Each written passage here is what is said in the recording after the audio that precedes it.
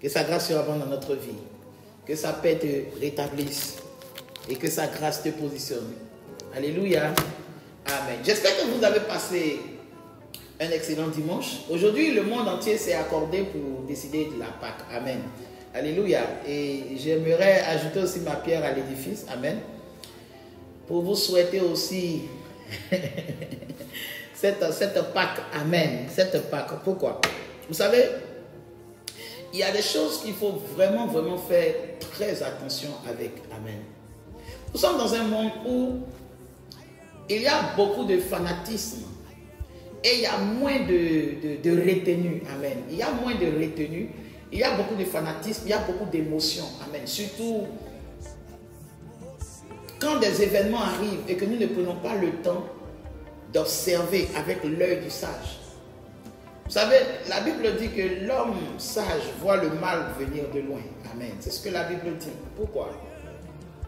Pourquoi il faut avoir un degré de sagesse pour voir ce qui doit venir au loin? La Bible ne dit pas que c'est le prophète qui voit le malheur qui vient de loin. On dit l'homme sage, l'homme prudent. Dans certaines versions, il a utilisé le mot l'homme prudent. Amen.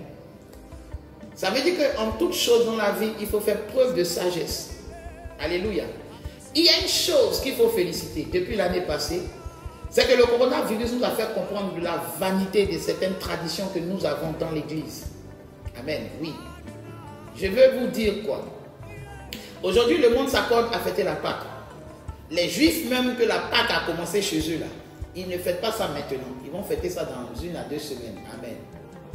Et vous savez qu'il y a beaucoup de divisions, surtout en matière de christianisme. C'est pareil aussi même dans la religion musulmane, tout ça. Il y a certaines divisions. Amen. Mais il y a des choses qui ne changent pas.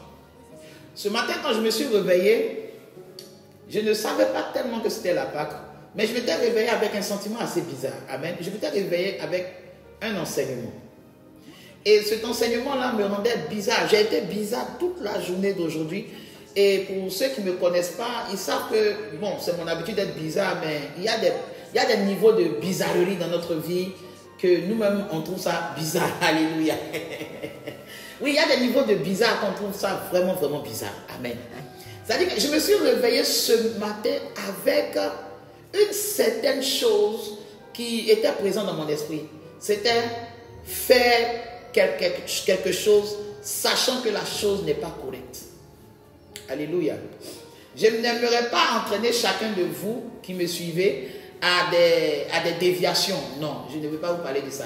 Je ne veux pas aussi ce soir vous dire non, voici la date de la Pâque. Non, ce n'est pas ça l'importance. Je veux plutôt vous expliquer un peu une pensée. Alléluia. Et à travers cette pensée, j'espère que le Saint-Esprit nous guidera dans la parole. Alléluia. J'ai toujours fait l'effort de dire la vérité. Et même si la vérité semble ne pas nous accorder souvent, même si très souvent la vérité peut être quelque chose de vraiment blessant, il est mieux de connaître la vérité que d'être heureux dans le mensonge. Alléluia. Aujourd'hui est un jour où le monde décide de se souvenir encore une fois du sacrifice du Messie. Alléluia. Mais j'aimerais te demander quelque chose, bien-aimé. Est-ce que nous avons véritablement compris pourquoi la Pâque a été célébrée? Alléluia. Beaucoup de personnes, dans la même période, chaque année, vont toujours entendre les mêmes sermons parlant du sacrifice de Jésus. On va même regarder les films qui montrent le Seigneur Jésus. Et le monde va s'amener encore à faire les mêmes choses aux mêmes heures, au même moment. C'est comme si, par exemple, vous étiez une femme ou un homme et votre conjoint, votre partenaire, à la même date, aux mêmes périodes, ils faisaient la même chose. La première année, cela ne va pas vous surprendre. La deuxième année, vous commencez à rentrer dans l'habitude. La troisième année, vous commencez maintenant à en avoir marre. L'une des choses que le Seigneur a permis que nous, la nouvelle génération, par rapport à l'ancienne génération, c'est que nous avons l'occasion de connaître plus que ce que nos parents ou nos prédécesseurs n'ont pas connu. Dans la connaissance qui nous est attribuée, nous avons aussi quelque chose qui s'est développé en nous. C'est la capacité à reconnaître quand quelque chose est saoulant ou inutile. Vous savez très souvent qu'il y a des questions, il y a des débats qui amènent toujours des divisions ou des sectes ou des incompréhensions dans l'œuvre de Dieu. Mais comment se fait-il que malgré tout cela, les apôtres ont réussi à vivre la vie chrétienne de sorte que dans les temps, dans les générations, il y a eu vraiment des gens qui ont été sauvés. Il y a eu des gens que malgré la persécution, ils ont pu être solides. Que faut-il faire?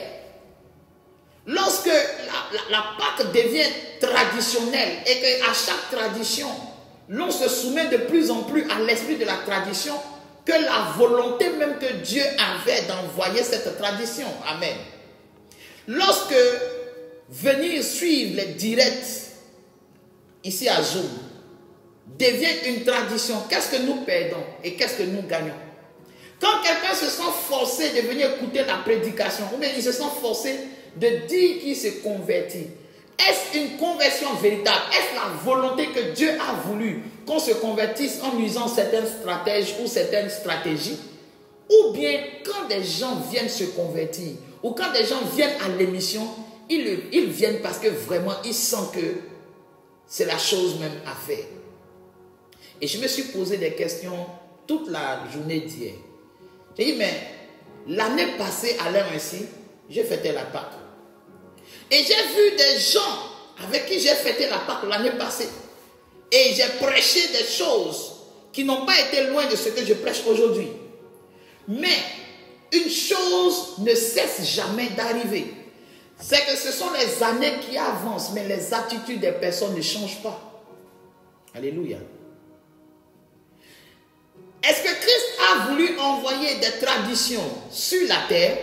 Est-ce que Christ a voulu augmenter le nombre de fêtes sur la terre? Ou bien il avait en pensée une autre chose?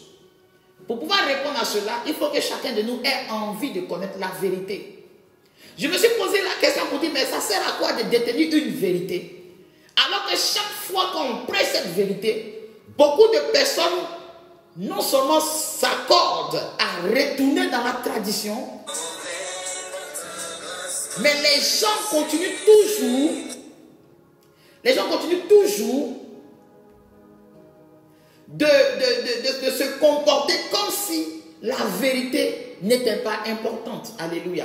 Aujourd'hui, j'aurais beau démontrer que la Pâque, selon ce que nous voyons aujourd'hui, et la Pâque biblique, la Pâque selon le sens même que le Seigneur Jésus donne, j'aurais beau démontrer cela, cela ne pourra même pas amener le tiers de tous ceux qui suivent ce soir à changer d'ici la Pâque prochaine. Donc, est-ce que pour cela, on doit arrêter l'évangile?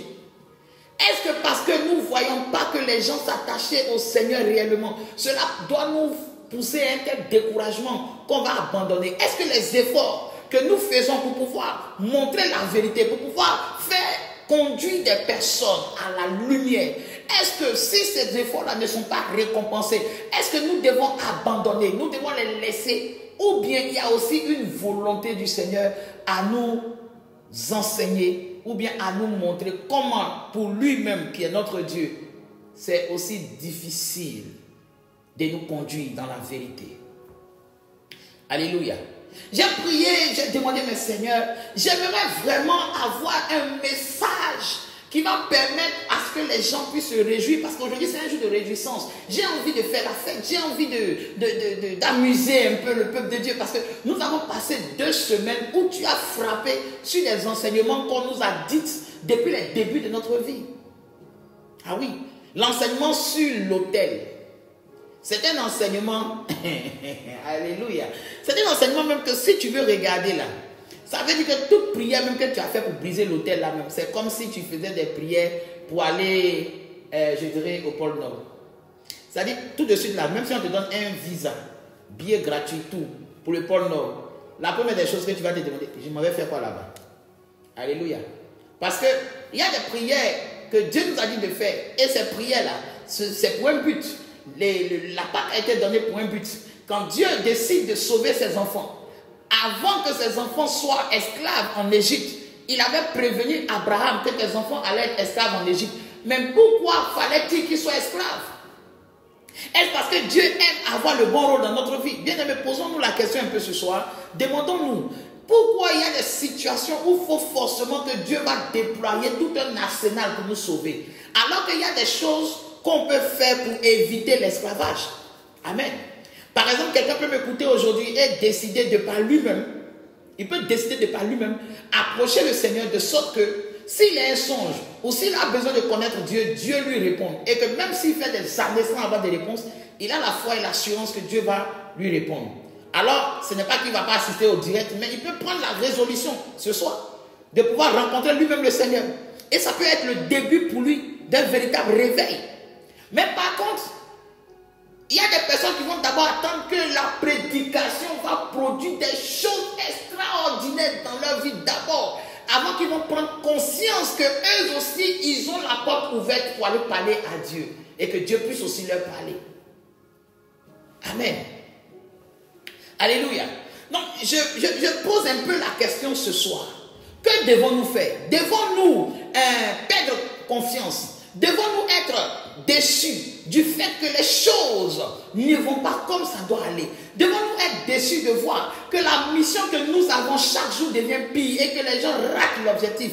Devions-nous faire comme les grands prophètes ont fait dans la Bible et que malgré la dimension de leur onction, malgré la dimension de la puissance qu'ils avaient, ils ont échoué sur un but assez insignifiant? Oui, je vous dis la vérité. Écoutez maintenant cette parole, pour vous qui aimez la parole et qui venez chaque fois, écoutez bien. Abraham, quand il est arrivé à Canaan, la première et unique grande désobéissance que Abraham a fait, vous savez c'est quoi? Alléluia. Les choses n'arrivent pas parce qu'il faut qu'on vous raconte des histoires. Il y a la flatterie dans l'œuvre de Dieu et il y a deux sortes de flatterie. Lorsque Adam et Ève étaient dans le jardin, et que le serpent les a analysés, le serpent aurait pu aller directement voir Adam pour lui parler. Mais pourquoi il est allé voir Ève? Parce qu'il a vu qu'il y a quelque chose de lui qui se trouve en Ève. Et je vous dis ici que Satan ne choisit pas n'importe quelle attaque envoyée vers vous. Il va choisir le réveil de ce qui est déjà en vous. C'est-à-dire le contraire de ce qui est déjà en toi. S'il y a une grande humilité en toi, Satan va chercher une grande orgueil. De sorte que, en flattant ton ego, en touchant à ta sensibilité, si tu as vraiment l'humilité, tu ne réagis pas. Mais si tu n'as pas ça et que tu as simplement une partie d'humilité, cela va te toucher. Comment on reconnaît que quelqu'un est nerveux? C'est quand on le provoque. Mais quand tu le provoques et puis il sourit, il ne manifeste aucune réaction, c'est qu'il n'est pas nerveux. Alléluia. Nous disons par exemple que nous sommes morts en Christ, n'est-ce pas? Nous sommes morts en Christ. Mais prenez une aiguille et piquez un cadavre et vous allez voir s'il va réagir. Il ne réagira pas. Amen. Mais comment pouvons-nous dire, nous sommes morts en Christ, oh Seigneur, si je vis, ce n'est plus moi qui vis, c'est toi qui vis. Tu es sûr que ce n'est pas toi qui vis, tu es sûr. Mais pourquoi quand il ne te donne pas le mariage, tu pleures, si ce n'est pas toi qui vis? Christ ne se marie pas, Christ se marie à l'église, se marie à l'esprit. Christ est ton époux. Donc pourquoi tu me dis que tu es célibataire? Christ est ton époux, bien-aimé. Ah oui, ceux qui cherchent le mariage ne vont pas être contents ce soir. Alléluia. Alléluia. Oui, je vous dis que j'ai prié, j'ai dit Seigneur, je vais changer les paroles. J'aimerais vraiment, pour une fois, accorde-moi des paroles que les gens vont crier Amen. Je vais voir des messages qui vont m'envoyer. Prêche, papa, prêche. Alléluia. Donc, Satan regarde Ève et il sait qu'il y a des choses qui sont en lui, qui sont en Ève. Je vous explique. La Bible dit quoi? Que Satan était l'animal, il était l'ange, l'un des anges les plus beaux. Sinon l'ange le plus beau. Amen. C'était un ange tellement beau qu'on l'appelait l'astre, un astre brillant.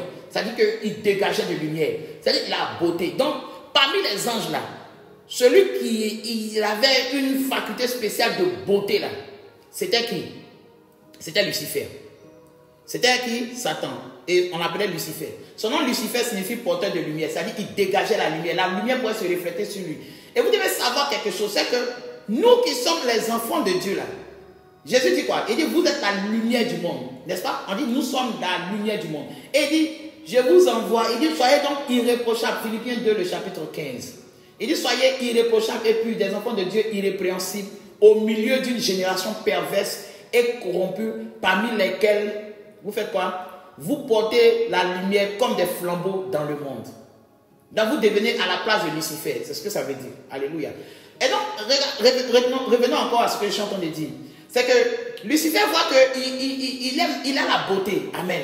Et il voit que Dieu crée une créature, elle aussi, elle a la beauté. Donc, qu'est-ce qu'il fait? Il va aller l'attaquer sur le plan de la beauté. Et la Bible dit quoi? Quand il a fini de parler à Ève, les yeux de Ève se sont ouverts sur quoi? Quand ses yeux sont ouverts, c'est sur quoi? Elle s'est ouverte sur le fruit. Et la Bible dit qu'elle a vu que le fruit était aussi beau. C'est-à-dire qu'il a activé, ou bien il a attiré Ève sur une vision différente de ce que le fruit était. Et c'est ce qui se passe aujourd'hui. On attire nos yeux, on attire notre intelligence sur une vision différente, sur une volonté différente de ce que Dieu est lui-même en vérité.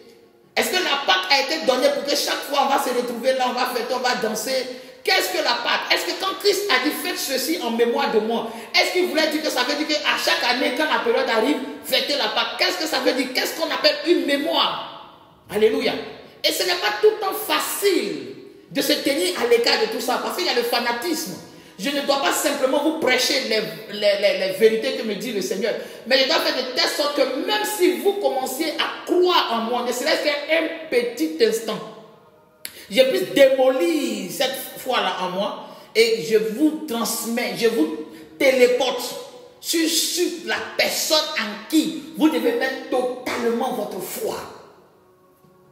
Très souvent, les gens oublient que quand Christ dit qu'il y aura des faux oins, ça ne veut pas dire qu'il n'y aura pas de oins. Il y aura des oins qui deviendront faux. C'est ce que ça veut dire.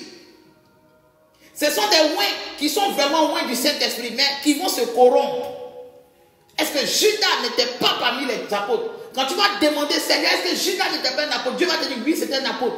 Quand tu vas demander à Judas, mais Judas, qui t'a donné l'autorisation de trahir Jésus? Il va dire, Jésus lui-même m'a dit, va faire-le rapidement.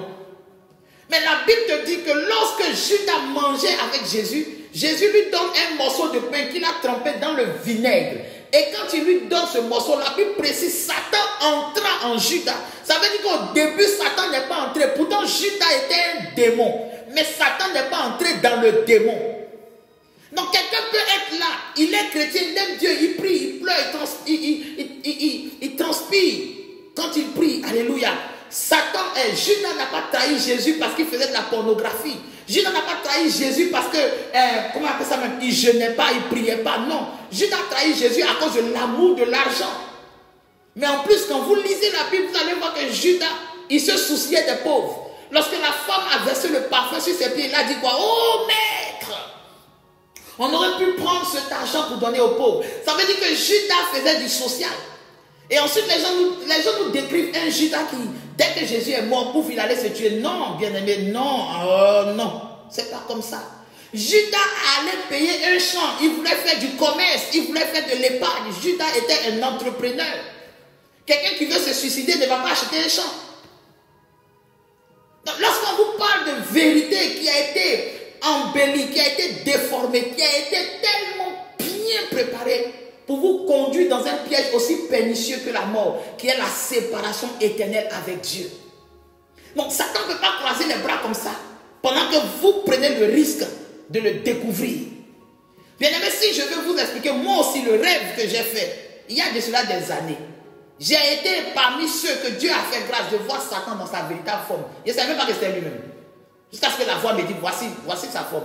Et j'ai vu Satan qui prenait des formes et qui ne pouvait pas rester dans une forme. Il peut avoir la forme d'un arbre tout de suite. Après, il devient un enfant. Après, il devient un cochon. Après, il devient... Et je demandais, mais pourquoi il n'arrive pas à prendre une seule forme?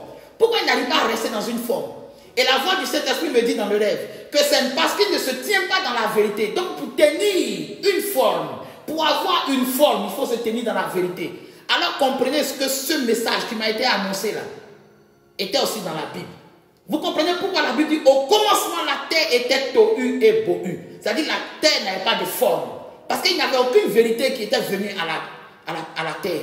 Aucune vérité ne donnera la forme à la terre. C'est lorsque le Saint-Esprit dit let the light be shine, laisse la lumière, que la lumière soit. Lorsque la lumière a apparu, oh, qu'est-ce que la lumière? La Bible dit quoi? Dans Jean le chapitre 1. Jean le chapitre 1. Au commencement était la parole. Et la parole était avec Dieu. Et la parole était Dieu. En elle était la lumière. Et la lumière était... En elle était la vie. Et la vie était la lumière des hommes. Donc la parole est la lumière. Oh, Jésus dit dans Jean 17, car ta parole est la vérité. Donc ça veut dire, ce qui a donné forme à une personne, c'est la parole de Dieu. Donc, Satan ne peut pas avoir de forme dans la vie d'une personne tant que cette personne-là n'a pas une certaine vérité de Dieu dans sa vie. Et c'est ça qui a fait qu'il a pu approcher Ève. Il est parti confronter la vérité qui est en elle. Il lui a demandé, est-ce que Dieu vous a dit de ne pas manger tout? Pourquoi? Parce qu'il savait qu'il y avait forcément une faille qu'il pouvait exploiter dans ce que Dieu a dit. Et c'est ainsi qu'il a changé sa vision du fruit. Maintenant, allons un peu plus loin pour aboutir dans l'enseignement de ce soir. Alléluia. Abraham arrive à Canaan. Et là, à Canaan, sur la terre de la prophétie, sur la terre de sa destinée, une famine arrive. Et quand la famine arrive, Abraham fuit le territoire de Canaan à cause de manger. Il fuit le territoire de Canaan. Il descend pour aller en Égypte. Et c'est en Égypte la première fois Abraham va nier son épouse. Il va dire que ce n'est pas son épouse, mais que c'est sa sœur. Donc ce qui veut dire quoi? Ce qui veut dire qu'Abraham, arrivé en Égypte là, il va perdre lui-même, il va enlever son autorité. Il va accepter d'être dépouillé. Parce que la femme est la gloire de l'homme. De même que l'église est la gloire de Christ. Quand quelqu'un décide de vendre sa gloire, quand quelqu'un décide de dépouiller sa gloire, qu'est-ce qui lui reste? Quand tu décides ce qui va t'aider, la lumière que Dieu a mis en toi, la grâce que Dieu a mis, qui va te permettre non seulement de posséder toutes choses, mais d'avoir la vie éternelle et la victoire éternelle, mais pas une persécution, pas une peur des choses humaines. Tu décides de te dépouiller de cela. Qu'est-ce qu'on peut faire pour toi? C'est là que Christ a dit, mais si vous êtes le sel de la terre, mais si le sel perdait sa saveur, c'est avec quoi on va la rendre? Il y a des personnes qui disent qu'ils aiment la vérité, mais pourtant c'est une place précise qu'ils guettent et qu'ils espèrent que la vérité leur donnera. De sorte que lorsqu'ils vont avoir cette place-là, tu les vois faire la même chose. J'ai connu des gens qui m'ont approché parce que tout simplement dans le groupe musical où ils étaient, on les a chassés. J'ai connu des gens qui m'ont approché tout simplement parce que celui ou celle qu'ils aimaient ne les aimait pas. Mais quand ces personnes ont dit, ouh, venez, mais est-ce que tu sais que tu es la femme de ma vie? J'ai vu ces personnes-là même partir et me nier de façon publique. Alléluia. Est-ce que Dieu envoie une vérité pour que cette vérité-là soit comme le folklore, soit comme l'animation du temps, ou bien cette vérité a un but et un but vraiment précis? Abraham descend en Égypte sans savoir que l'endroit où il s'en va avoir de l'impact sur sa génération. Il s'en va, il descend en Égypte. Et nous avons vu dans la semaine ce qu'on appelle l'autel. L'autel a le pouvoir en fonction de la responsabilité de celui qui a bâti l'autel. Dans chaque famille, il y a des personnes qu'on appelle des responsables. C'est-à-dire qu'il y a des personnes qui détiennent un pouvoir spirituel. Que ce soit sur toi, que ce soit dans ta famille. Et c'est ces liens-là qui sont un problème. Parce que ces liens-là, vraiment, on doit les détruire dans la prière, ça c'est clair. Mais le pouvoir de l'autorité qu'ils ont dans ta vie, là, ça ne peut travailler que lorsque tu dépends de ce pouvoir. Je veux dire quoi? Je veux dire que quelqu'un qui n'est pas rattaché à un esprit des eaux, peu importe les réunions de l'esprit des eaux contre lui, ça ne peut pas travailler. Il y a des bouddhistes qui invoquent Bouddha, qui ne connaissent pas coucher avec femme, mais qui sont pourtant possédés par l'esprit des eaux. J'ai connu des femmes qui sont vierges, mais qui sont possédées par l'esprit des eaux. Expliquez-moi comment l'esprit des eaux qui fait que des femmes soient prostituées peut posséder une femme chrétienne qui est vierge. Expliquez-moi. C'est parce que cela ne se trouve pas au niveau même de la foi qu'elle professe, mais des habitudes qui sont déjà inscrites en elle. Alléluia. Mais avançons, nous aurons le temps de comprendre ça. J'espère que Dieu me permettra de beaucoup parler aujourd'hui. Et donc Abraham arrive en Égypte. Et qu'est-ce qui se passe? L'Égypte à l'époque était comme Paris, ou bien les États-Unis. C'est-à-dire c'était l'endroit où la civilisation, l'intelligence humaine avait amené les Égyptiens à avoir une ville la plus développée de leur temps. Ils avaient construit des beaux bâtiments. Et les Égyptiens étaient vigoureux, ils étaient bien bâtis, bien jolis. Le culte de la personnalité, là, ça vient d'abord de l'Égypte. On dit l'écriture fut découverte où? En Égypte. Le culte de la personnalité. Non, les Égyptiens aimaient aussi le beau et le chic. Ils étaient cultivés. Donc quand Abraham arrive, il voit un peuple puissant et cultivé. Et vous savez, c'est comme quand tu es pauvre. et tu te retrouves au milieu des riches pour la première fois. Tu es épaté, tu es influencé par leur atmosphère. Ce sont des hommes comme toi. Mais quand tu regardes, le thème même ça parle. Le langage ça parle. La manière de faire les choses ça parle. Oh, Abraham, c'est comme un broussard, un berger qui allait de temps en temps, même s'il avait des bœufs, même s'il avait des moutons, mais tu vois, il n'est pas cultivé. Voilà. Aujourd'hui, comme ça, c'est très rare qu'une fille dans l'église, une fille qui a une grande destinée, une fille par exemple qui peut évoluer dans le monde de la mode, ou bien dans l'architecture, ou bien en tout cas dans les hauts niveaux. Et puis Dieu va lui dire, ton mari est le boutiquier qui est assis là-bas. Je t'assure que cette prophétie-là, non, ça va être rejeté. Je t'assure. Abraham était riche, mais riche en matière de quoi? C'était un broussard, c'était un berger, c'était un pasteur. Et ce pasteur avait marié une femme très belle qu'on appelait Sarah. Et quand Abraham a vu la puissance de Pharaon et tout ça, Abraham a eu peur. Bien aimé, le père de la foi même a eu peur. Ne me dis pas que non, tu sais qu'un jour tu as t'élevé, l'onction va enlever en toi la peur. C'est pas ça. C'est pas l'onction qui enlève la peur. L'onction est la force. Lorsqu'elle vient, elle vient amplifier ce qui est déjà là. C'est-à-dire, s'il y a déjà peur, quand l'onction vient là, il augmente la peur. Parce que l'onction, lui, quand il vient là, il vient te donner le pouvoir de faire ce que tu dois faire. C'est pourquoi quand David est devenu roi, il a demandé au prophète qui devait le suivre là. J'ai oublié son nom, le prophète là. Le prophète Nathan. Il a demandé au prophète Nathan, mais que dois-je faire? Je suis devenu roi, maintenant qu'est-ce que je dois faire? Il lui a dit, mon frère, fais ce que tu as dans le cœur, parce que Dieu est déjà avec toi. C'est l'onction. Quand Dieu est avec toi, c'est l'onction. Dieu est déjà avec toi. Tu as déjà l'onction. L'onction là, ça vient te faire ce que tu dois faire. C'est comme l'argent. Quand tu n'as pas l'argent, tu te dis, il y a des choses à moi, il y a des dépenses que je ne peux pas faire. Moi, j'ai payé une chaussure à 300 000, mais ça pouvait quoi? Moi, j'ai dormi dans une maison de 4 millions. Mais ça, c'est pour faire quoi? Ça, c'est du gaspillage. Ma soeur, mon frère, tu n'as pas encore l'argent. Tu n'as pas encore l'argent.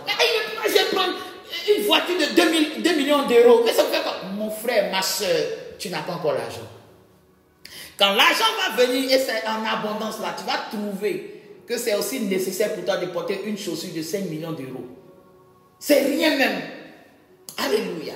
Donc Abraham arrive et Abraham commence à se dénigrer. Écoutez bien les choses que je dis sur le comportement d'Abraham. Vous allez voir l'impact. Abraham se dénigre de sorte que la première des choses qu'il va enlever, qu'il va se sentir indigne de ça, c'est son épouse. Quand il regarde la beauté de son épouse, là, il dit non.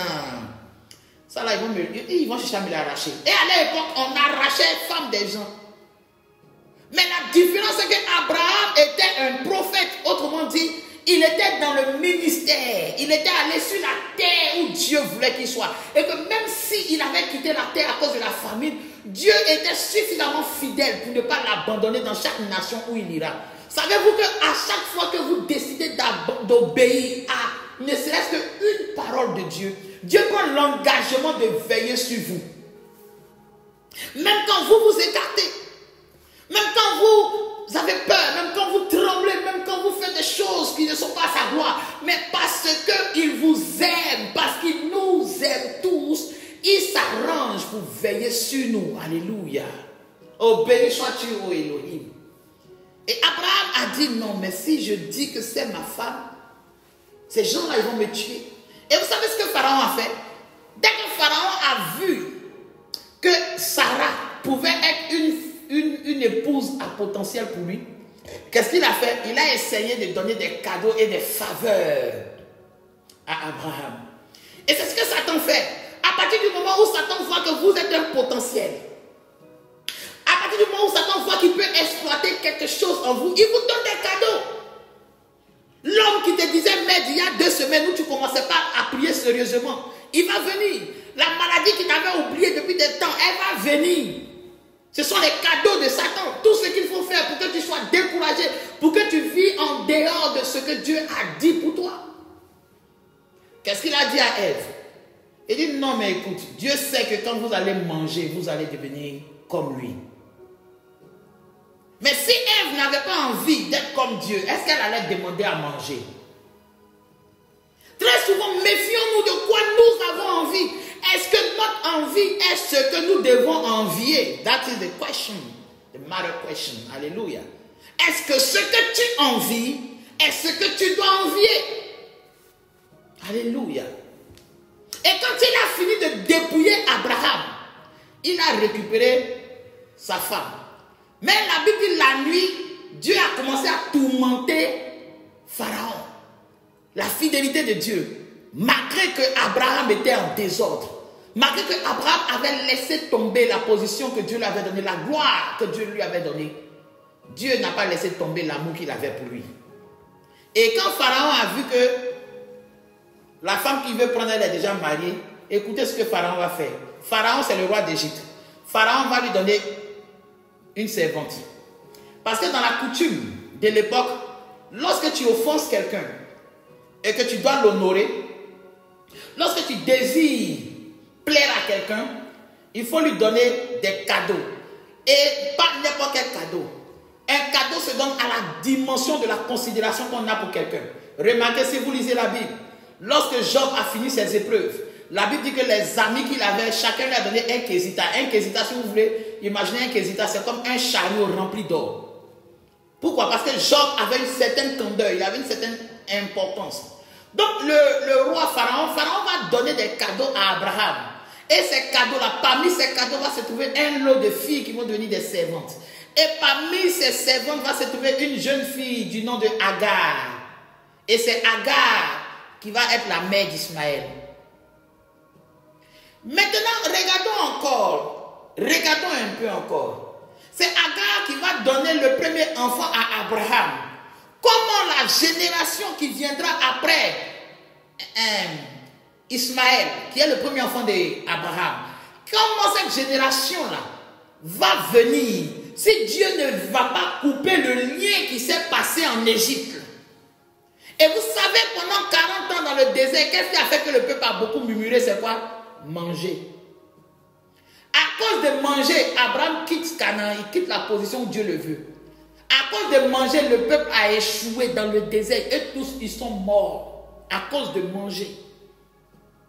Il y a des choses qui ne nous font pas avancer, non pas parce que Dieu ne veut pas que nous avancions, mais à cause de ce que nous n'avons pas encore réglé hier, ce que nous avons besoin encore de régler hier. Autrement dit, hier a été donné pour servir d'exemple, afin que demain, nous ne fassions plus ce que nous avons fait hier. Il y a des décisions mauvaises que tu as prises, que ce n'est pas Satan qui est venu te dire à l'oreille, écoute, à partir d'aujourd'hui, soit ceci, soit cela. Non, ce sont des décisions que tu as prises en pensant connaître ce que tu es, en pensant que tu pouvais trouver une solution ou en pensant que la décision que tu avais prise était la bonne. Abraham ne savait même pas que le fait qu'il parte, qu'il soit attiré à aller en Égypte, était le fait qu'il partait lui-même vendre sa descendance. C'est pourquoi Dieu, toujours, quand il parle à Israël, il dit, je vous ai racheté de l'esclavage. Vous étiez esclaves en Égypte. Si vous voulez encore que je parle dessus, je vais vous montrer. Il y a des preuves dans la Bible où, quand Joseph est devenu premier ministre et que ses frères l'ont reconnu, ses frères, ils avaient peur que Joseph un jour va chercher à se venger. Et ils sont allés voir Pharaon pour dire non, nous acceptons d'être tes esclaves. Nous acceptons d'être tes esclaves pour que tu nous protèges de la vengeance de notre frère Joseph et de sa descendance. Et très souvent, c'est ce qui se passe. C'est que quand nous voyons que la vérité peut nous rattraper, là, qu'est-ce qu'on fait? On préfère pleinement s'éloigner de ça et faire la volonté de l'ennemi pour ne même pas être sous le joug de la vérité. J'ai vu des gens qui savent que l'évangile que nous prêchons est la vérité, mais qui ne peuvent pas supporter d'être seuls. Aujourd'hui, comme ça, c'est un jour de Pâques. Tout le monde fête, tout le monde s'envoie des beaux messages. Et puis toi, ce qui sera là comme ça, tu ne vas pas fêter cette Pâques. Non. Il faut que tu fêtes au moins. Aujourd'hui, au moins, les gens viendront te voir. Mais imagine-toi une vérité qui va te rendre seul. Une vérité qui va faire que tu ne seras jamais accepté ou invité dans les grands endroits. Une vérité qui te rendra glorieux devant Dieu, certes, mais méprisable aux yeux des hommes. On en vient maintenant au sens véritable de la Pâque. Lorsque Dieu décide de faire sortir les enfants d'Israël, la nuit précédant le 14 avril, ils sont en Égypte. La nuit du 13 au 14, toute chose doit être faite, comme je vous l'ai dit, pour briser ce qui a été fait dans le passé. Les enfants d'Israël étant dans les reins de leur ancêtre Abraham, lorsqu'il descendait en Égypte à cause de la nourriture et qu'il a vendu son esclave, et il a vendu sa femme, il a laissé sa femme dans la main de Pharaon. N'eût été l'intervention de Dieu, Sarah serait la femme de Pharaon. Et donc cette main divine qui est intervenue et qui a empêché Pharaon de prendre Sarai, c'est la même intervention quand Dieu parle à Moïse et il a dit: j'ai promis de délivrer les enfants d'Israël par main puissante. L'intervention divine, c'est la main puissante. Dieu dit, il a promis de nous délivrer par main puissante. Donc la nuit précédant le 14, là, ça doit être une nuit où chacun de nous doit se rendre compte que Dieu a promis la délivrance, mais à main puissante. Imaginez-vous que par exemple, vous avez quelqu'un qui veut vous marier. Et pendant ce temps-là, vous avez une dette assez énorme. Je dirais peut-être tu dois 1 milliard. Voilà. Tu dois 1 milliard. Et puis la personne qui veut te marier là, il vient. Il ne te demande pas que si je te marie, si je paye les 1 milliard là, on se marie. Non, il ne te demande pas tout ça. La seule chose, il t'a dit son amour pour toi, son projet pour que vous soyez ensemble. Et la personne se rend vers ton créancier et il paye la caution de 1 milliard. Quand il paye la caution de 1 milliard, même s'il ne t'a pas dit, je veux qu'on se marie, ce même jour-là, en tout cas dans ta tête là, tu as déjà fait venir le prêtre et la mairie en même temps. Parce que cette démonstration, le souvenir de ça, doit être en toi de sorte que cela détermine ta réaction vis-à-vis de lui. Ainsi donc Jésus, à la veille de sa crucifixion, on revient encore le même 13 là, à la veille de sa crucifixion, qu'est-ce qu'il fait? La Bible dit que il a pris un pagne et il a fait ça comme ceinture, il a attaché ça sur ses reins. Il attache ça sur ses reins et puis il se met là à laver les pieds de ses disciples. Mais pourquoi il lave les pieds de ses disciples à la Pâque là? Il n'y a pas eu eau qui a été versée. Pourquoi il lave les pieds de ses disciples? Jésus ne faisait-il pas les choses par dessein? Toutes ces choses qu'il faisait avaient un sens. Si oui, quel est le sens pour que cela nous soit aussi fait? Il se lève, il lave les pieds des disciples. Pourtant, ses disciples le suivent depuis des années. Il n'avait pas lavé leurs pieds. Mais là, à ce moment précis, nous sommes dans le livre de Jean, le chapitre 13. Il va laver le pied de ses disciples. Et Pierre lui dit: non, mais Seigneur, toi aussi, pourquoi tu vas laver nos pieds? Ne fais pas cela. C'est nous qui devons laver tes pieds. Et Jésus lui dit: Pierre, si je ne lave pas tes pieds, tu n'auras aucune part avec moi. Lisons la Bible, s'il vous plaît. Ne regardons pas la Bible, lisons la Bible. Et essayons de comprendre pourquoi nous dit ces choses. Pendant que toi, tu as un problème, tu ne sais pas comment tu vas avoir à manger. Tu ne sais pas comment tu vas construire ta maison. Tu ne sais même pas comment tu vas faire pour devenir quelqu'un de grand, d'important. Et au lieu qu'on te donne des stratégies directes, on t'explique des histoires de la Bible. C'est parce que tu dois comprendre que la stratégie que tu recherches se trouve dans l'histoire de la Bible. Alléluia. Il dit: Pierre, écoute, si je ne te lave pas les pieds, tu n'auras aucune part avec moi. Mais vous pouvez imaginer que Pierre, qui l'a suivi pendant des années, Pierre qui était le disciple le plus zélé, le plus solide, de sorte que Dieu lui-même a dit: Simon, Simon, Satan t'a réclamé pour te cribler le froment, pour te détruire, pour creuser des trous en toi. Mais quand j'ai prié pour que ta foi soit ferme, quand tu seras converti, affermis tes frères. Donc Jésus sait que Pierre l'a suivi pendant 3 ans, mais Pierre n'était pas converti. Bien aimé, suivre l'évangile, suivre les pratiques, les traditions ne veut pas dire que tu es converti. Écouter les prédications que je donne ici ne garantit pas que tu es converti. C'est ta réaction qui montrera que tu es converti. Dans la semaine, je vous ai montré un peu brièvement qu'il y a une différence entre se convertir et se repentir. Pierre prend la parole, il dit: convertissez-vous et repentez-vous et Dieu va effacer vos péchés. La conversion, ça veut dire changer de voie, changer d'habitude, changer de manière de vivre. C'est ça la conversion. La conversion, c'est le fait de dire: je reconnais que vraiment la manière dont je me comporte, pas de la manière que les démons m'ont dit de me comporter, mais la manière, la prise de conscience que j'ai sur chaque action que je pose là. Je vois que cette manière-là, ce n'est pas bon. Alors, moi qui ai été créé homme à l'image de Dieu, j'ai le libre arbitre, la volonté. J'ai choisi de me comporter différemment de ce que j'avais l'habitude de faire. Si j'avais l'habitude de dire comme ça, Maintenant, je prends la résolution de ne plus faire comme ça. Alors, quand tu fais cela, tu es converti. La conversion, c'est le fait d'envoyer des nouvelles habitudes pour briser les anciennes habitudes. Même beaucoup de chrétiens maintiennent les anciennes habitudes en disant qu'ils ont de nouvelles habitudes. Bien aimé, c'est pas parce que tu as augmenté tes heures de prière, c'est-à-dire que tu es converti. Regardons comment Pierre a été converti. Il dit, Pierre, Satan t'a réclamé pour te cribler comme le froment. Mais quand tu seras converti, affermis tes frères. Et maintenant, Pierre, Jésus lui dit, il dit, cette nuit-là, je vais être livré. Pierre dit, non, Seigneur, ça là, Dieu ne peut pas permettre ça. Il dit, Pierre, tu m'aimes. Mais je te dis, le coq ne va pas chanter 3 fois, et 2 fois, que tu m'aurais régné 3 fois. Et le coq a chanté 2 fois. Et Pierre a régné 3 fois.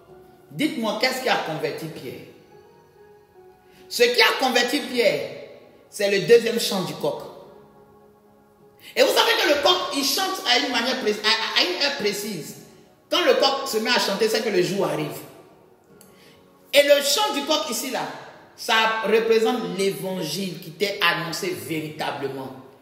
Première fois, quand tu prêches la parole en tant que lait spirituel, ça te prévient. Attends, on dirait la fin de Dieu, là, je vais commencer à m'intéresser à ça. Mais il y a une autre manière, quand Dieu va te prêcher, là, il va rappeler ton souvenir. Le deuxième chant du coq a rappelé le souvenir de ce que Jésus avait dit à Pierre.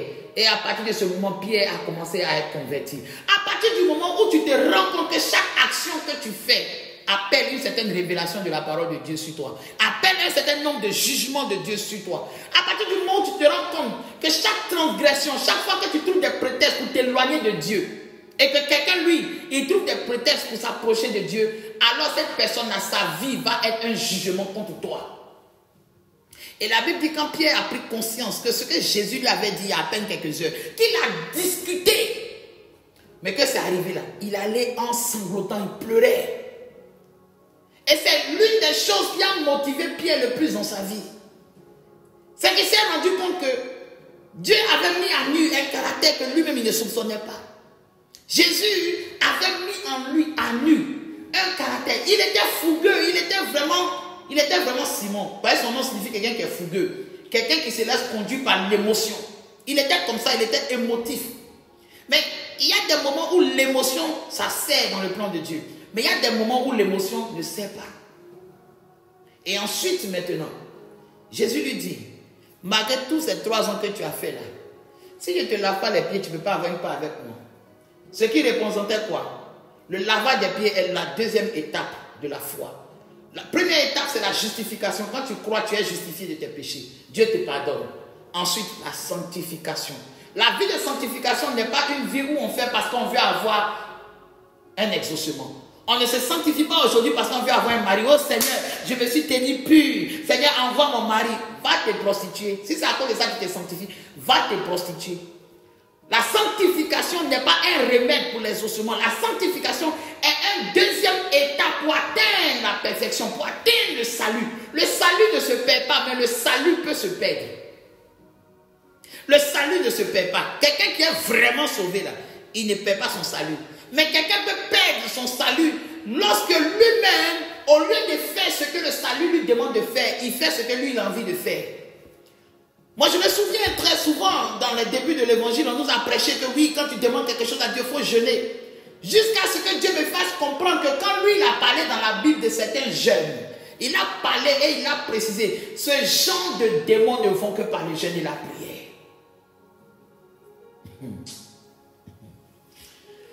Ça ne veut pas dire que Dieu n'aime pas les jeûnes. Ça veut dire que le jeûne est pour un but précis. Le jeûne n'a jamais été donné dans l'Ancien Testament comme dans le Nouveau Testament comme étant un moyen de pression pour être exaucé. Lorsque Esther se met là à jeûner, demandez pourquoi elle jeûne. Pourquoi elle jeûne?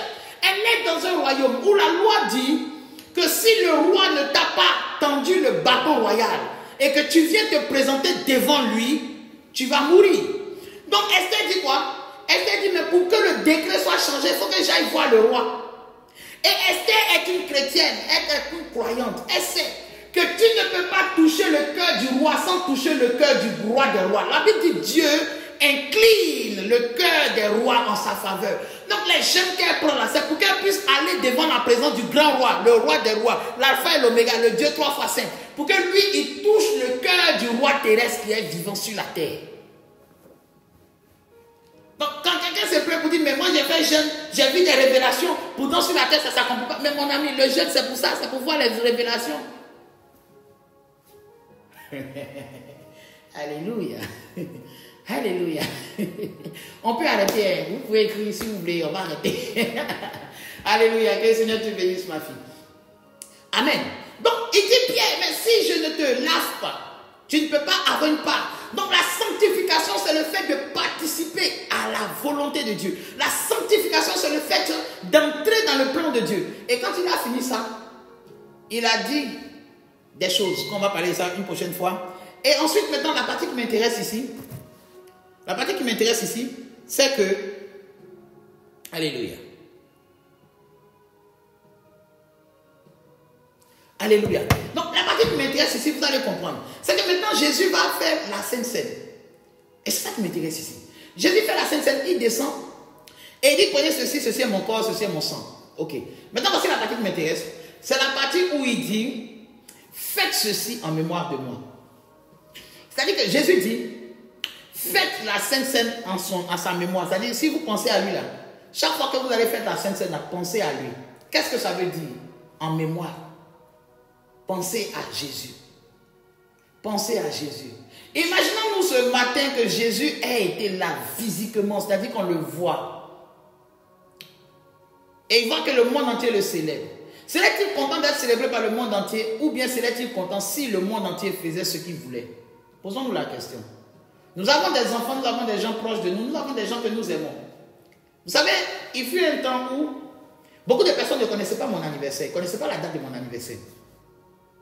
Mais l'époque où les gens ne connaissaient pas la date de mon anniversaire, ils faisaient beaucoup de choses que j'aimais. Bien sûr, le jour de mon anniversaire, j'avais remarqué ça depuis même j'étais au lycée, c'est que même la veille de mes anniversaires était toujours un jour assez fabuleux. Pourtant, les gens ne savaient pas à mon anniversaire. Il y avait des gens toujours qui me manifestaient une certaine attention, une certaine émotion que j'aimais beaucoup. Pendant la période de mon anniversaire. Et c'est après que je leur disais, est-ce que tu sais que tel jour c'était mon anniversaire, tel jour c'était mon anniversaire. Mais plus les années ont avancé, et les jours même de mon anniversaire, je ne dis pas que c'est tout le monde qui fait ça. C'est un exemple que vous voyez un peu ce que je veux dire. Et maintenant que je remarque, je fais une projection d'ici, il y a 4 ans en avant, 5 ans en avant. Depuis lors où les gens ont commencé à beaucoup savoir mon anniversaire, c'est-à-dire avant par exemple mon anniversaire était uniquement pour les gens de mon école, les gens de mon enfance, voilà. Aujourd'hui par exemple, je veux dire ça fait 13 ans que j'ai commencé à servir Dieu officiellement. Je veux dire que lorsque j'ai commencé le ministère, alléluia, lorsque j'ai commencé le ministère il y a 13 ans de cela, c'est là que beaucoup de personnes en dehors de l'école, en dehors de mon enfance, ont commencé à me connaître. Donc ces personnes-là, bien sûr, lorsque mon anniversaire arrive, ils vont forcément me souhaiter les joyeux anniversaires et tout ça. Mais quand je fais une rétrospective il y a 10 ans, il y a 5 ans, je trouve que maintenant même que les gens connaissent même la date de mon anniversaire, ils sont beaucoup plus éloignés de ce que je veux vraiment que lorsque les gens ne connaissaient pas la date de mon anniversaire et qu'ils faisaient ce que je voulais vraiment. Qu'est-ce que cela veut dire? Cela veut dire que comment se fait-il que le jour même qui est le jour de la résurrection, comme on nous le dit, la Pâque même, depuis que nous avons connu la Pâque, on est beaucoup plus éloigné même de la vraie Pâque que lorsque nous ne savions même pas la signification de la Pâque. Amen.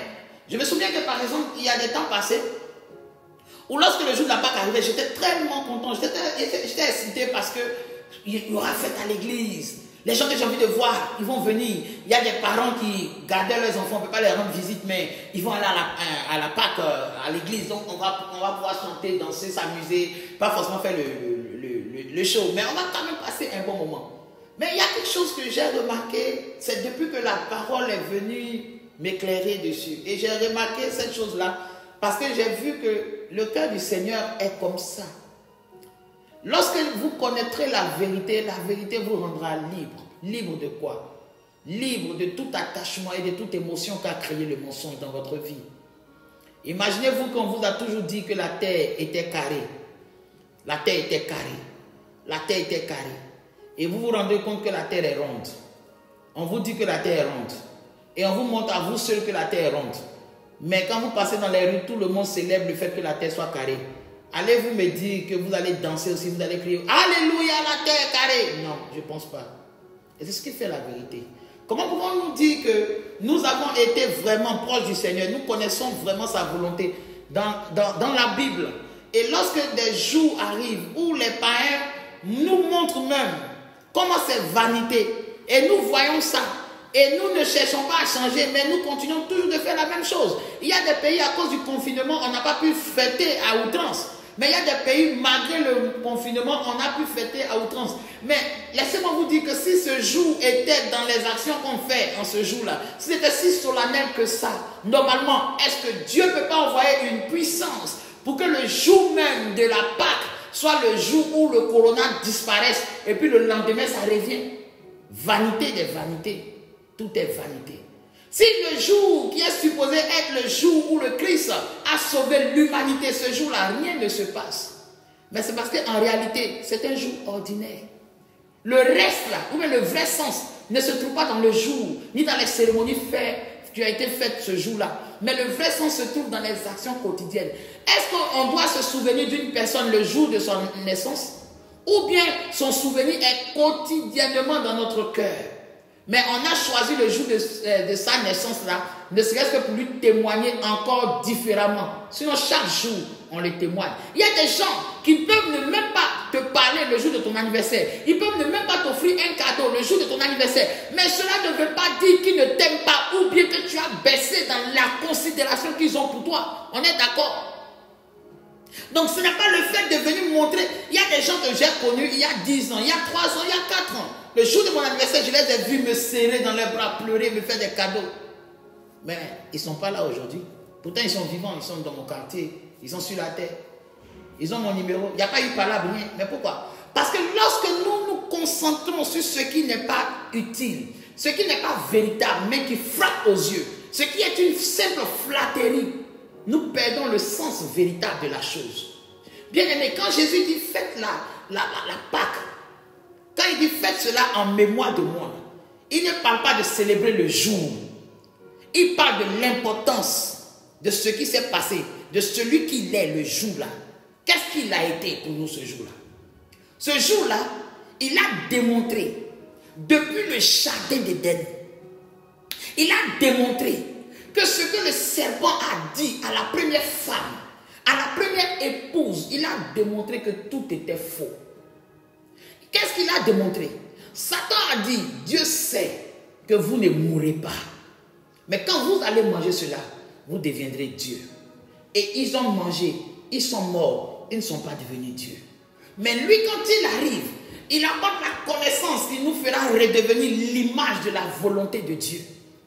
Il vient restaurer notre relation qu'on a perdue. Il vient s'offrir, non pas parce qu'il était obligé, mais par amour. Satan a amené Ève à douter de l'amour que Dieu avait pour elle, et avait pour eux, l'homme et elle. Et elle a succombé à ce que Satan lui a dit.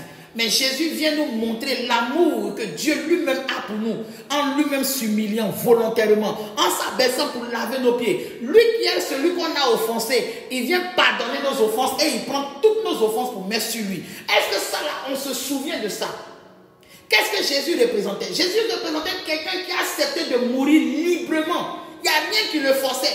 Ce n'est pas parce que Jésus voulait être l'homme le plus populaire. Je vois des vidéos où on dit oui, cet homme-là, il est l'homme le plus populaire, l'homme du ciel. Bien aimé, la gloire de Dieu ne se voit pas dans ce genre de choses. Tu peux être ultra populaire sans atteindre le but de la popularité. Si Dieu voulait se faire connaître de cette manière, il n'a qu'à ouvrir le ciel. Tout le monde va le voir en une seconde. Toute la terre ne va pas nier qu'il est Dieu, qu'il est Seigneur. Vous connaissez la puissance du Seigneur. La Bible dit que la gloire de Dieu, c'est de se cacher. Et vous dites non, Dieu doit montrer sa gloire. Alors que la Bible dit Dieu, il cache sa gloire. Qu'est-ce que Dieu doit regarder? Dieu doit regarder ce que nous disons et pensons de lui, ou bien Dieu doit regarder ce que lui-même dit de lui. Vous savez que la chose qui nous a le plus libérés, la chose qui nous a donné la plus de puissance, création du monde jusqu'à ce jour, c'est ce qui s'est passé le jour à Golgotha. Il n'y a pas plus grand, il n'y en a pas. Même le jour où Christ a fait tout sortes de miracles, même toutes les croisades que nous voyons, mais il n'y a pas un événement plus grand que ce qui s'est passé le jour de Golgotha. Pourquoi? Pourtant ce jour-là, on dit c'est le quart même de la ville qui s'est rendu à Golgotha. Le quart. C'est-à-dire que vous prenez une population de Paris, la ville de Paris. On dit un quart de la ville de Paris, c'est eux qui se sont rendus à Golgotha. Or, c'était l'événement le plus important de toute la création jusqu'à ce jour. Dieu tire-t-il sa gloire dans la popularité du monde? Ou bien tire-t-il sa gloire lorsqu'il obéit à chaque parole qui le définit? Serais-tu toujours poussé, tenté à te livrer à la même tradition des gens sans voir une véritable consommation? Vous allez voir nulle part dans la Bible, nulle part que Jésus a dit célébrer la Pâque. Dans la Bible, jamais, jamais, jamais. Les apôtres se sont réunis que les jours de Pentecôte, sinon la Pâque, jamais. Pourquoi? Parce qu'ils ont su que le sens de la Pâque, c'était de connaître le salut véritable et de vivre pour elle. C'est ça la Pâque.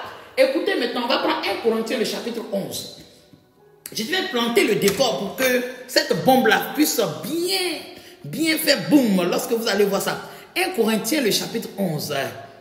Alléluia. 1 Corinthiens le chapitre 11. 1 Corinthiens le chapitre 11. Voilà. Prenez 1 Corinthiens le chapitre 11. Et vous allez voir à partir du verset 23. Alléluia. Vous allez voir comment c'est intéressant. 1 Corinthiens le chapitre 11 à partir du verset 23. Alléluia. Je vais faire la lecture. 1 Corinthiens le chapitre 11. 1 Corinthiens le chapitre 11 à partir du verset 23. Je fais la lecture. Car j'ai reçu du Seigneur ce que je vous ai enseigné. Donc ça veut dire que ce n'est pas un enseignement qu'il allait lire dans un livre. Mais pourtant cet enseignement se confirmera par plusieurs livres de la Bible. Le mot Bible ici signifie les livres. C'est tout. Bible, c'est ce que ça veut dire. Sinon pas, on n'appelle pas ça la Bible. On appelle ça la parole d'Élohim. C'est son nom. Mais on appelle ça Bible parce que Bible c'est un mot qui veut dire les livres. Et dans la Bible il y a 66 livres. Donc il dit cet enseignement qu'il est en train de donner là, il a reçu du Saint-Esprit. Pourquoi? Parce qu'il n'était pas là quand Jésus disait ça. Il n'était pas là. Mais pourtant il a reçu exactement ce qui a été dit quand il était là. Voici la puissance de la révélation. La révélation va vous ramener exactement à ce qui a été fait et à ce qui a été dit au temps même où Jésus était là. Pourquoi? Parce que si tu ne regardes pas le contexte, la manière, la pensée que le gars voulait, la pensée que Jésus voulait en faisant cela, si tu ne saisis pas cela, bien-aimé, tu vas passer à côté. Pourquoi Dieu dans le jardin, sachant que l'arbre du péché, l'arbre de la connaissance du bien et du mal, c'est ça qui va attirer premièrement l'homme. Il place deux arbres dans le jardin. Il place l'arbre de la connaissance du bien et du mal. Et ensuite, il place l'arbre de la vie. Mais vous allez me dire quoi? Voici les deux arbres. Il y a un arbre qui produit la vie. Il y a un arbre qui produit la mort. L'arbre de la connaissance du bien et du mal a produit la mort. L'arbre de la connaissance de la vie devait produire la vie. Pourquoi l'homme n'a-t-il pas été attiré par la vie? Ou bien est-ce que l'homme voulait mourir? Mais bien aimé, la mort n'a plus de sens que lorsqu'elle est venue à l'existence. Lorsque tu ne connais pas quelque chose là, tu ne peux pas être attiré vers ça. Si tu n'as pas connu ce qu'on appelle le sexe, tu ne peux pas être attiré vers le sexe. Si tu n'as pas connu ce qu'on appelle les désirs, tu ne peux pas être attiré par les désirs. Adam et Ève étaient nus, mais chacun n'avait point loin, n'avait pas honte d'eux. Chacun n'avait pas envie de s'envoyer en l'air dans les buissons, tout simplement parce qu'ils ne connaissaient pas le désir de s'envoyer en l'air. À partir du moment où ils ont connu le désir de s'envoyer en l'air, alors ils ont été attirés par ça. Si l'homme voit le jardin, il voit deux arbres, l'arbre du bien et du mal. Et maintenant l'arbre de la vie. Il doit savoir que le verset de la Bible dit aussi, voici je mets devant toi deux chemins. Le chemin de la vie et le chemin de la mort. Mais ma volonté est que tu choisisses la vie. Ça veut dire quoi? Si tu veux avoir la vie, sois attiré par tout ce qui donne la vie. Si tu veux avoir un changement, sois attiré par ce qui donne le changement. Si tu veux avoir une transformation, sois attiré par ce qui transforme. On te montre quelque chose qui transforme. Tu dis non, tu veux choisir quelque chose à ton rythme et à ton goût. Mais ne te donne pas que les choses ne vont pas comme tu le veux. Alléluia. Lisons ça. Il ne faudrait pas que l'arbre nous empêche de voir la forêt. 1 Corinthiens, le chapitre 11, à partir du verset 23. Je vais terminer par ça. Amen. C'est formidable. Car j'ai reçu du Seigneur ce que je vous ai enseigné. C'est que le Seigneur Jésus, dans la nuit où il fut livré, il a pris du pain et après avoir rendu grâce, il le brisa et dit, ceci est mon corps qui est rompu pour vous. Autrement dit, Jésus ici montre qu'il va accepter que son corps meure. Écoutez bien, ceci est mon corps est rompu, est brisé. Tu ne peux pas briser le corps d'un être vivant et puis il vit encore, c'est impossible. Il dit donc mon corps sera brisé pour vous. Donc aujourd'hui là, remarquons une chose, le corps d'un homme est brisé, donc quelqu'un va mourir. Ensuite il dit quoi? Ceci est mon corps qui est rompu pour vous. Faites ceci en mémoire de moi. Donc rappelez-vous que le corps est mort.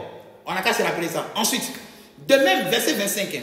De même, après avoir soupé, il prit la coupe et il dit, cette coupe est la nouvelle alliance en mon sang. Faites ceci en mémoire de moi. Maintenant, écoutez bien maintenant. La Bible dit que c'est dans le sang se trouve la vie. Premièrement, on voit que le corps va mourir. Et ensuite, maintenant, il nous dit de boire le sang parce que dans le sang se trouve la vie et le sang est l'alliance.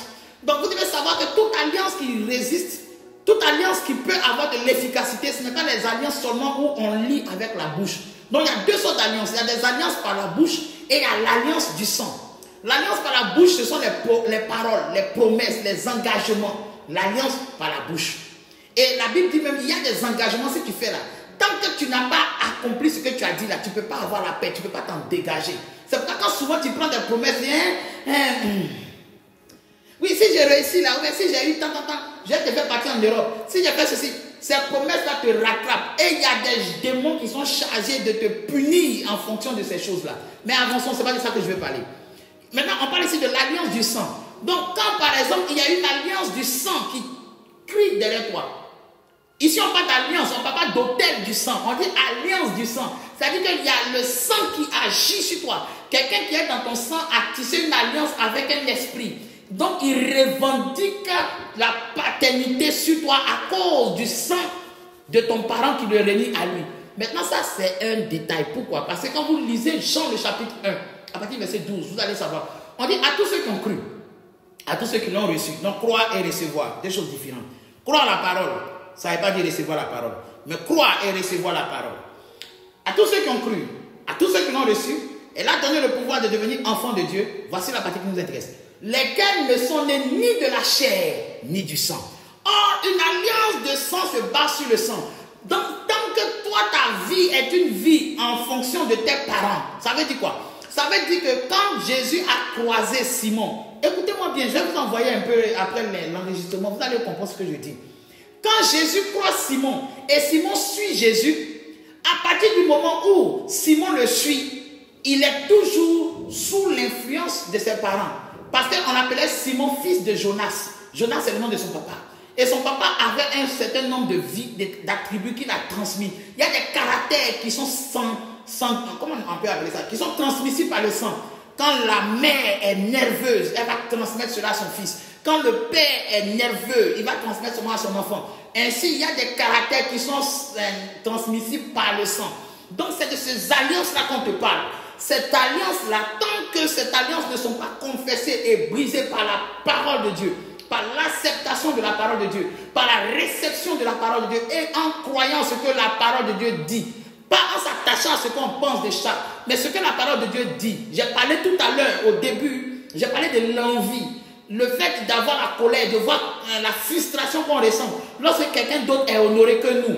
Tout ça, c'est sentimentalement transmissible. Ça se transmet dans le sang.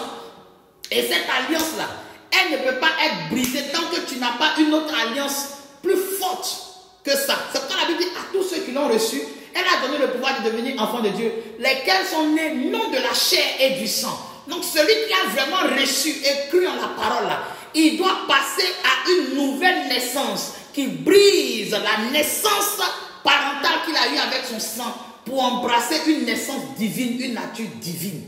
Voici pourquoi je vous ai dit, on ne renverse pas autel, on prophétise et on maudit l'autel. On ne renverse pas autel parce que ceux qui sont liés par l'autel, c'est eux dont la responsabilité sanguine de leur famille agit toujours sur eux.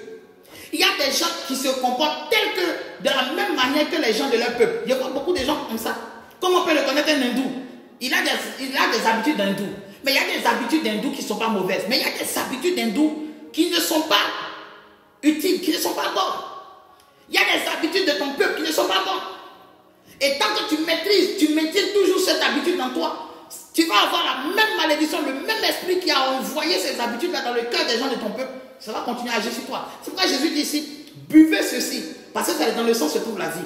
Et dans le sang de Jésus se trouve la vie. Autrement dit, la nouvelle vie pour changer l'ancienne vie que produit le sang.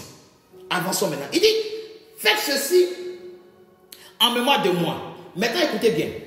Car toutes les fois où vous en boirez, car toutes les fois que vous mangez ce pain, écoutez bien, toutefois que vous mangez ce pain et que vous buvez la coupe, vous annoncez la mort du Seigneur jusqu'à ce qu'il vienne, c'est-à-dire l'avènement. Chaque fois qu'on mange, écoutez bien, chaque fois qu'on mange le pain au nom du Seigneur, chaque fois qu'on boit le vin au nom du Seigneur, on fait quoi? On annonce la mort et l'avènement du Seigneur. C'est-à-dire quoi? C'est-à-dire qu'à chaque fois qu'on va manger, qu'on va faire la Sainte Seine, on annonce la mort du Seigneur. Or, le Seigneur était l'agneau de Dieu. Et à la Pâque, qu'est-ce qu'on faisait à la Pâque? On devait immoler un agneau. On devait manger le pain et le vin. Donc ça veut dire quoi? Chaque fois qu'on fait la Sainte Seine, en vérité, chaque fois qu'il y a la Sainte Seine, c'est ça qui est la Pâque. C'est ce que ça veut dire, bien aimé. Écoutons le verset, ce qu'il dit.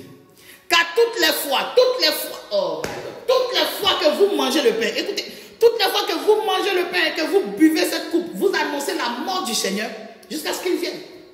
Annoncer la mort du Seigneur jusqu'à ce qu'il vienne, c'est quoi? À chaque fois que nous mangeons le pain et le vin, c'est la Pâque. Donc, la Pâque n'est pas célébrée le jour où on se retrouve. Par exemple, aujourd'hui, je ne sais pas c'est le combien avril, ou le dimanche 4 avril. Ce n'est pas la Pâque. La Pâque, c'est chaque fois que nous nous retrouvons, on prend la Sainte Seine, c'est ça qui est la Pâque. Ce n'est pas une question de jour. Vous allez lire dans le livre d'Ésaïe. Jésus va dire quoi? Dieu va dire dans la Bible, dans le livre d'Ésaïe, il va dire, j'ai en horreur vos fêtes et vos assemblées. C'est ce que la Bible dit. J'ai en horreur vos assemblées, vos lunes, vos nouvelles lunes. C'est-à-dire, Dieu ne n'a plus le temps. Qu'est-ce que Jésus a dit à la femme samaritaine? Il dit, l'heure vient où Dieu ne va pas regarder Jérusalem, il ne va pas regarder un lieu, mais dans tout lieu où se trouvent des vrais adorateurs, ceux qui l'adorent en esprit et en vérité, c'est là que le Père va regarder. Ça veut dire quoi? Ça veut dire que toute personne qui le croira, qui l'acceptera, qui va le prier en esprit et en vérité, c'est lui qui devient le temple de Dieu. C'est tout ce que Dieu dit. Donc ce n'est pas une tradition, c'est un vécu de tous les jours. Tu n'as pas passé une semaine où tu es passé dans le mensonge, en train de faire des choses qui sont bizarres, et dimanche tu viens, alléluia, et puis 30 minutes de prière sincère, oui, en même temps Dieu dit, oui ma fille, tout ce que tu as fait pendant la semaine, c'est fini, ça n'a plus d'influence sur toi. Ce n'est pas de la magie. Alléluia. Car chaque fois que vous mangez le pain et vous boirez le vin, vous annoncez la mort et la résurrection. Pourquoi? Et Jésus disait, faites ceci en mémoire de moi. Cela veut dire que Jésus voulait qu'on conserve la volonté de mourir dans cette vie, de mourir dans ce monde-là, de mourir à tout ce qui n'est pas la gloire de Dieu pour vivre pour son avènement. Et c'est pour pouvoir atteindre ça que lui-même, il est mort et il nous a transmis sa vie. Donc chaque jour qu'on se retrouve là, nous devons avoir une pensée. Est-ce que j'ai vraiment la vie du Seigneur? Tu es en train de briser les liens, tu coupes des liens, ça ne finit jamais. Mais c'est à quel moment tu vas avoir la vie du Seigneur en toi? Christ même qui était Christ là, à l'époque où il était là, il ne se promenait pas pour détruire les autels. Ensuite, quand toi-même tu regardes quel épanouissement tu as, laissons les combats, toi-même quel épanouissement tu as. Laissons les combats, tu as quel épanouissement? Aujourd'hui, là, qu'est-ce que tu peux faire pour faire avancer le royaume? Je vois des gens qui disent, oui, Satan m'attaque parce que ma destinée est grande. Même depuis là, on ne voit pas. Ouais, destinée là, on ne voit pas. La Bible dit dans Apocalypse chapitre 12, toujours je récite ce verset-là. La Bible dit que l'enfant qui est sorti du ventre de sa mère, là, cet enfant-là, la Bible dit qu'il doit perdre les nations avec une verge de fer. C'est-à-dire la justice, il doit révéler la parole, il doit dominer. C'est pourquoi Satan l'attaquait.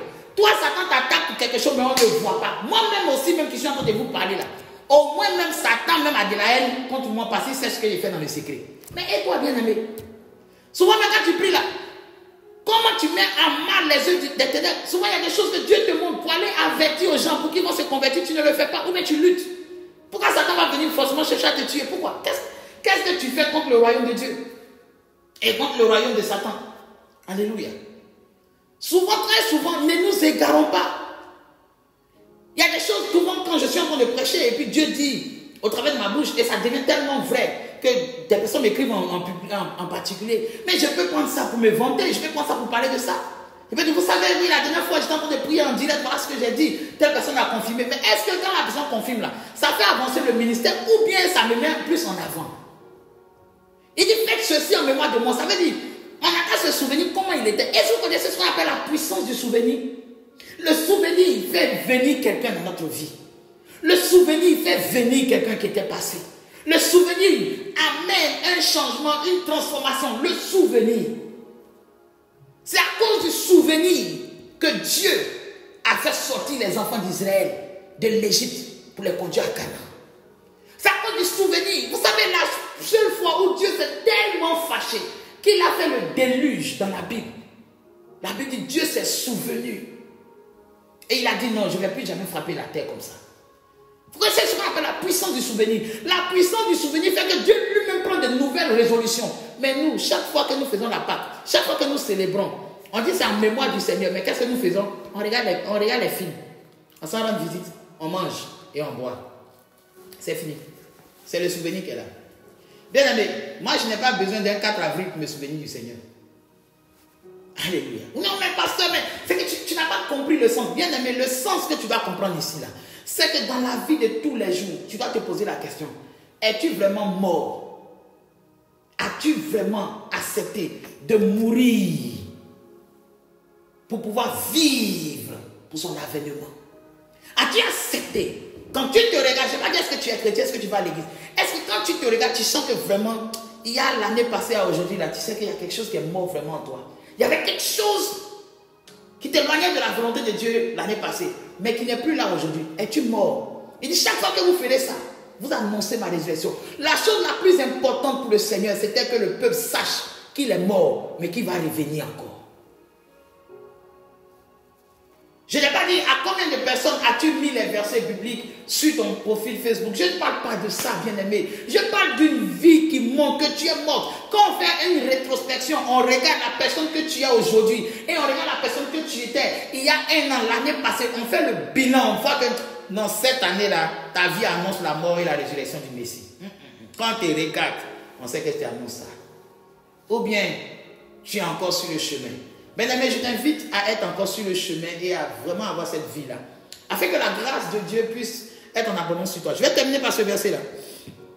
Il dit qu'à toutes les fois, verset 25, il dit qu'à toutes les fois que vous mangez ce pain et que vous buvez cette coupe, vous annoncez la mort du Seigneur jusqu'à ce qu'il vienne. Et verset 27, il dit, c'est pourquoi celui qui mangera le pain ou boira la coupe du Seigneur indignement. C'est-à-dire, tu sais que tu n'es pas digne, tu sais que tu fais les choses qui sont contraires au sens véritable de la Pâque de Christ, sera coupable envers le corps et le sang. Le corps est mort. Donc toutefois que tu ne vas pas mourir, il y a des gens qui ne sont pas morts en Christ, ils sont évanouis en Christ. Mais oui, on prend, je vous ai dit ça tout à l'heure, on prend une aiguille, on pique un mort, il ne se plaint pas. Mais quand Dieu permet que quelque chose te pique, wow, my God. J'ai vu des gens lutter avec la volonté de Dieu. Oh Seigneur, je te donne ma vie, la voici Seigneur, prends-le Seigneur, je m'abandonne à toi. Le Seigneur dit, laisse maintenant ta vie, laisse. Il dit Seigneur, je te donne ma vie. Il dit oui mon fils, oui, laisse. Je te donne ma vie. Il dit mais laisse, tu ne veux pas laisser. Ça c'est lorsqu'on a encore des attachements. On a encore des attachements. Ah mais ça me fait changer. Hein. Moi qui me suis bâti des amitiés, je vais être la risée de mes amitiés. Ah bah oui. C'est de ça on parle, bien aimé. Sinon, j'aurais aussi bâti une église. Je serais aussi d'accord d'avoir un grand ministère, d'avoir l'évangile qu'on prêche et puis on envoie des grandes offrandes, bien aimé. Oui, j'aimerais ça aussi. Parce que tu prêches un évangile qui amène les gens à se poser des questions, à faire une introspection, une analyse profonde. Il y a des fois même tu finis de parler, puis tu t'as sorti, hé Seigneur, je comprends ce que Jérémie a ressenti. Je comprends pourquoi quand Jean-Baptiste était dans le désert, et que quand les gens venaient le voir, ou les gens s'apprêtaient à dire Jean-Baptiste, non, tu es le Christ, ils vont envoyer des paroles bizarres, des paroles choquantes. Ils vont prêcher un évangile différent. Pourquoi? Parce que Dieu ne se laisse pas flatter, Dieu ne se laisse pas il ne se laisse pas distraire. Il est focus sur sa volonté. Il est focus sur ce qu'il doit faire parce que c'est la corruption. C'est la distraction qui envoie la corruption. Le fait de te permettre simplement une chose qui n'est pas solide va tout gâter dans ta vie.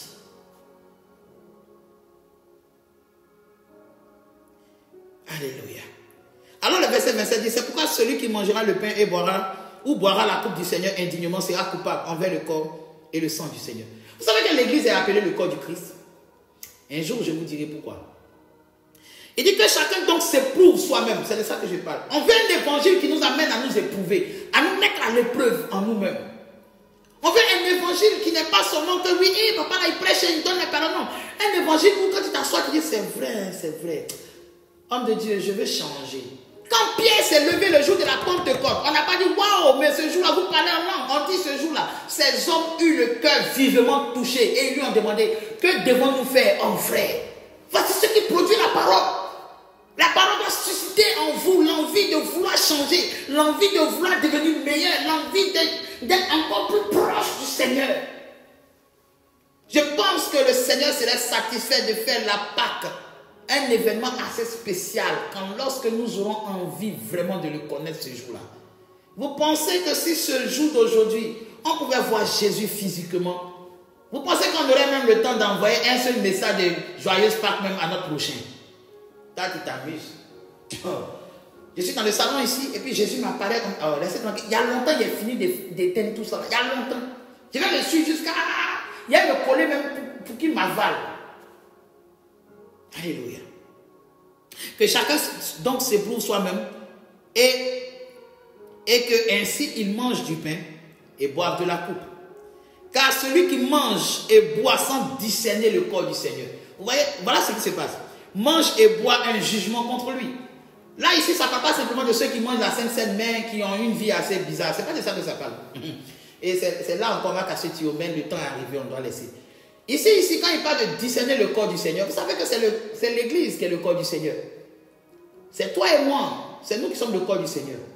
C'est-à-dire que ici, Jésus dit, avant de rentrer dans la communion de la Sainte Seine, avant de te souvenir de lui, là, il faut te souvenir de toi-même, tes œuvres et tes actions. C'est ce que ça veut dire. Discerner le corps ici, c'est discerner la personne qui est l'église. Discerne-toi. Si à ce moment précis-là, le Saint-Esprit dit, c'est ton heure qui est arrivée de mourir, toi-même, en âme et conscience, quelle est la direction que ta vie prendra? Celle du ciel ou celle de l'enfer? Vous savez, il y a une chose que Dieu m'a révélée et que peut-être que ça va être bizarre. Mais vous devez savoir que le chemin que nous allons prendre après la mort, là, c'est sur la terre ici on prend. C'est ce que j'ai voulu vous expliquer avec l'arbre de la vie et l'arbre de la mort. L'arbre de la connaissance du bien et du mal. C'est pas quand le jugement va arriver, puis maintenant on va mettre deux chemins devant toi, puis on dit choisis. Non, toi aussi, c'est trop facile. Qui va voir le feu de l'enfer, puis va vouloir aller là-bas? Non. La vie que tu mènes ici, c'est le chemin. Quand Jésus dit il est le chemin, là, c'est toutes les paroles qu'il annonce là. Tout ce qu'il fait dans sa vie là, c'est ça qui est le chemin. Tout ce que tu produis, tu insultes les gens, tu es bien, tu fais ceci, tu fais cela, tout ça c'est le chemin que tu empruntes. C'est ça qui détermine la direction que tu vas prendre. Et le jour maintenant de ton jour où tu vas mourir là, la direction que tu aurais menée, la somme, la totalité de ce que tu auras fait sur la terre, la route que tu auras empruntée là, c'est cette voie-là, où ça conduit là, c'est ça qui viendra devant toi. Et c'est ça qui déterminera si c'était l'enfer ou c'était le paradis. Que le Seigneur nous bénisse ce soir. On va prier, on va baisser la tête. Quelqu'un doit se repentir ce soir. Seigneur, je te dis merci pour cette parole. Puisses-tu permettre que cette parole puisse vraiment changer les cœurs. Parce que nous allons continuer. Père, je me disais, mais Noé a dû souffrir. Parce que prêcher un message comme ça pendant 120 ans, waouh! Et la Bible dit que Noé a prêché à toute la terre de sa génération. Pourtant, il y avait peut-être des gens qui se trouvaient en Europe. Il y avait des gens qui étaient en Orient. Peut-être des gens étaient aussi en Afrique. Mais pendant 120 ans, en train de prêcher le même message de la repentance pendant 120 ans. Pendant ce temps, nous-mêmes, nous ne pouvons même pas prendre 5 jours pour supporter quelqu'un qui